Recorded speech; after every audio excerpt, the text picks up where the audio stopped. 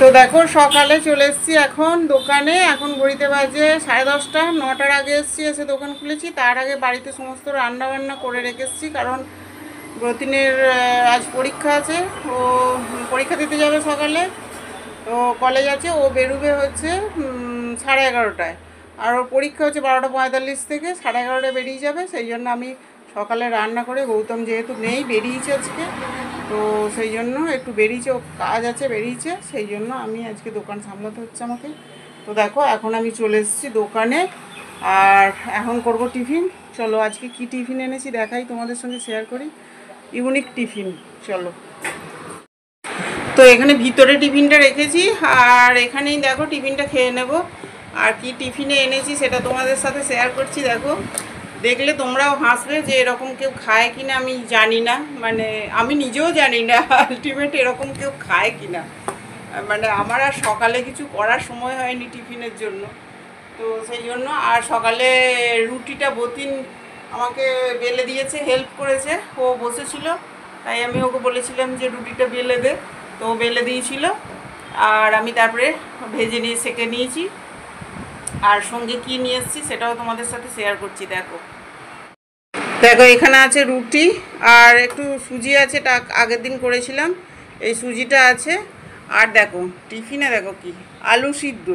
আলু সিদ্ধ দিয়েই রুটি খাবো আজকে, কারণ হচ্ছে যে টিফিনে কিছু করা হয়নি। আর আলু ভাজা ভেবেছিলাম, আলু ভাজা বা আলুর তরকারি করব, কিন্তু করা হয়নি।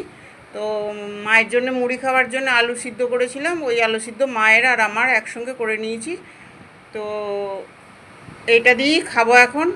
দেখি খেতে কেমন লাগে, আগে কোনো দিন খাইনি, তো খেয়ে দেখি কেমন লাগে। তো চলো একটু টেস্ট করে দেখা যাক আলু সিদ্ধ দিয়ে রুটি কেমন খেতে লাগে।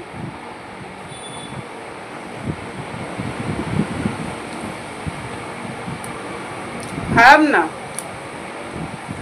আলুর তরকারি আর আলু সিদ্ধ দিয়ে একই মোটামুটি, খারাপ লাগছে না। আলুটা ভালো করে জিরে লঙ্কা, শুকনো লঙ্কা ফোড়ন দিয়ে ভালো করে তেল ভেজে মেখেছি, ভালো লাগছে। কিন্তু তোমরা কেউ এরকম আজব খাবার খেয়েছো কিনা জানাবে। আমি তো প্রথম খেলাম, কিছু করার নাই। সকালে উঠে রান্না করে, গৌতম বেরিয়ে গেছে, তারপর রান্না করে সকালে ঝাড়টার দিয়ে ঘরের পরিষ্কার করে পূজা করে ঠাকুরের, তারপর এসব করে আমি আসতে পেরেছি, কারণ বতিন বেরিয়ে যাবে, ওকে তো খাবার ব্যবস্থা করে দিয়ে আসতে হবে। তো সেইগুলো সব জোগাড় ব্যবস্থা করে ওকে, ও নিজেই ভাতটা নিয়ে খেয়ে নেবে, আজকে কিছু করার নেই। তো ওই এইটুকু ওকে করতে হবে। ওর পুরো থালা রেডি করে রেখে এসেছি, রেডি করে ঢাকা দিয়ে রেখে এসেছি। আর মায়েরও সব মুড়ির ব্যবস্থা করে রেখে এসেছি, মা মুড়ি খাবে, মুড়ির ব্যবস্থা করে রেখে এসে তারপরে আমি এখানে এসেছি। আর রুটিটা আমাকে প্রতিদিন বেলে হেল্প করেছে, এটা আমার অনেকটা উপকার হয়েছে। বেলে দিয়েছিল আর আমি ভেজে নিয়েছি।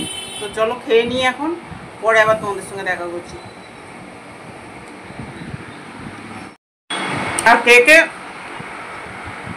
আমার মতো এরকম টিফিন ট্রাই করেছে আগে, তো কমেন্ট বক্সে অবশ্যই লিখে জানাবে কমেন্ট করে। আর আমার ভিডিওগুলো কেমন লাগছে সেটা অবশ্যই জানাবে, তাহলে আমি আরও নতুন নতুন ভিডিও দিতে উৎসাহ পাবো, আরও বিভিন্ন ধরনের ভিডিও করতে সাহস পাবো।